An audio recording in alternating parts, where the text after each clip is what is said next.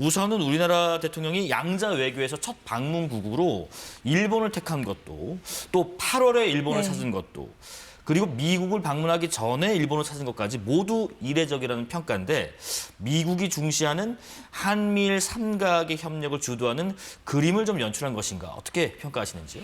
네, 한 세 가지 정도 간단하게 말씀드릴 수 있을 것 같습니다.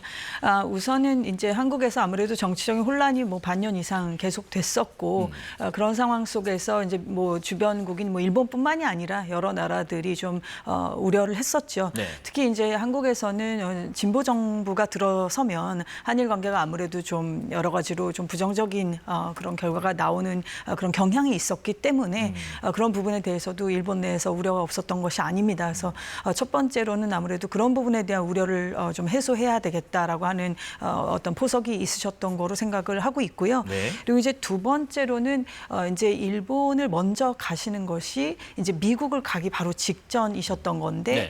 그 얘기는 결국 이제 미국하고의 지금 회담이 이제 몇 시간 후부터 시작될 그렇죠. 이것이 정말 뭐라 그럴까요? 승부의 어떤 장이 되는 것 아니겠습니까?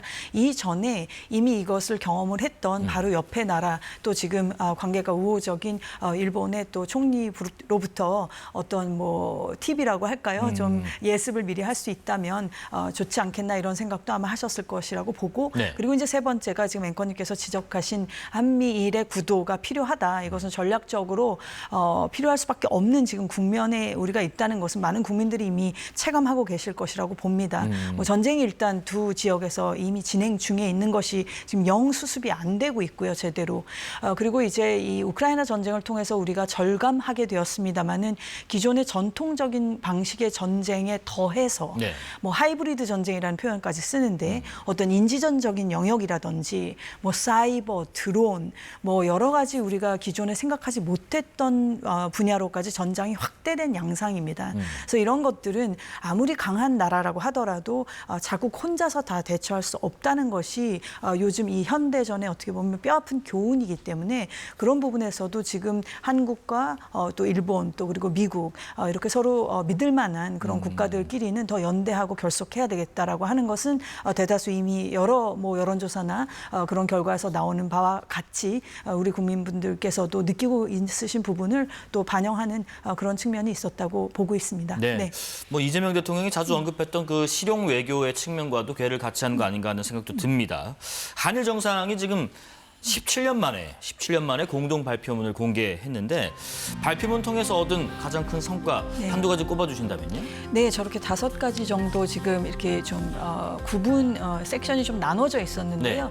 저는 이제 좀 그래도 꽤 오랜 시간 동안 일본을 좀 연구해온 사람으로서 그리고 지금 올해가 특히 양국 국교 정상화 60주년 되는 해이기 때문에 저희 연구자들을 포함해서 아주 뭐 정부 간 뭐 1트랙, 1.5트랙, 뭐 2트랙 이렇게 해서 여러 가지 그런 중요한 회의들이 지금 열리고 있습니다. 네. 근데 지난 수년 동안 저희 소위 이제 전문가라고 할 수 있는 이런 학자들을 비롯한 사람들이 계속 제기해왔던 문제가 물론 한국과 일본의 그 격차라고 하는 것이 좁아지는 정도가 아니라 이제는 한국이 더 추월한 부분도 있습니다. 그리고 많이 경합적이 됐죠. 과거에는 보합적인 관계였다면은 지금은 더 경합적인 부분도 있습니다만은 결국은 양국이 마주하고 있는 여러 공통의 과제들에 좀 더 집중하는 것이 좋겠다.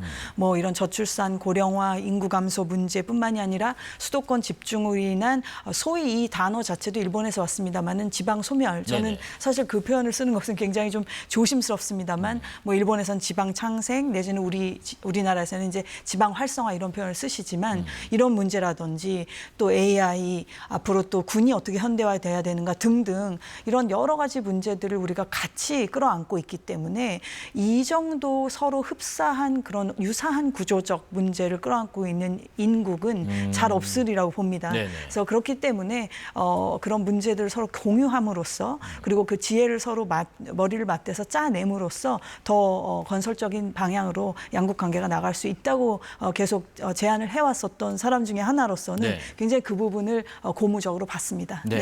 마지막 한 가지만 더 여쭤볼게요. 지금 이번 정상회담에서 위안부 그리고 강제징용 노동자 문제 등 이제 이제 과거사와 관련된 직접적인 언급은 없었습니다.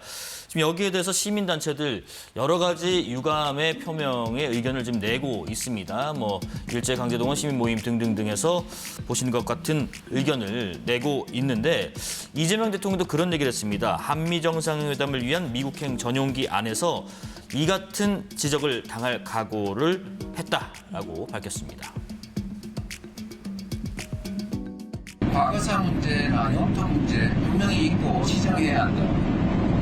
그러나 그 문제가 해결되지 않았다고 경제 문제, 안보 문제, 기술 협력 문제, 기후 사회 문제, 국민들 간의 교류 협력 문제를 다 행개칠 필요는 없지 않느냐라고 말씀드렸습니다. 지금은 비록 적게 시작하지만 이해하는 폭이 넓어지면 배려가 깊어지면 이런 과거사 문제에 대해서도 훨씬 더 전향적인 조치가 가능한 그쪽도 동의합니다. 그렇다면 앞으로도 과거사보다는 미래 협력에 방점을 두겠다는 의미인가 싶습니다. 글쎄 굳이 그것을 어떤 트레이드오프 관계라고 할까요? 이쪽이 플러스가 되면 이쪽이 마이너스가 되고 이렇게 볼 필요는 전혀 없는 문제라고 생각합니다. 과거 문제라는 것은 없어지는 것이 아니고 또 나라가 결국은 다른 나라이기 때문에 네. 근본적으로 역사 인식이 같을 수는 없습니다. 그것은 서로가 그것을 어떻게 강요할 수도 없는 부분이고 근데 대통령께서 지금 말씀하셨다시피 이해를 서로의 그 오해가 되는 부분을 좁혀가고 공감대를 넓혀가는 게 아무튼 중요한데 그것은 이제 교류를 통해서 그런 저변이 점점 더 확대되는 것이라고 당연히 생각하고요. 네. 뭐 지금 뭐 1년에 지금 1,000만 이상이지 않습니까? 한국에서 일본을 가시는 분들, 일본에서 한국을 오시는 분들 합치면 뭐 1,200만이 넘는다. 올해도 아마 기록을 경신하지 않을까 싶을 정도로 지금 많은 숫자의 국민들이 서로를 왔다 갔다 하는 이런 지금 상황이기 때문에 이렇게 이제 자연스러운 어떤 그런 만남과 교류를 통해서 서로의 이해의 폭이 넓어질 수 있기를 기대합니다.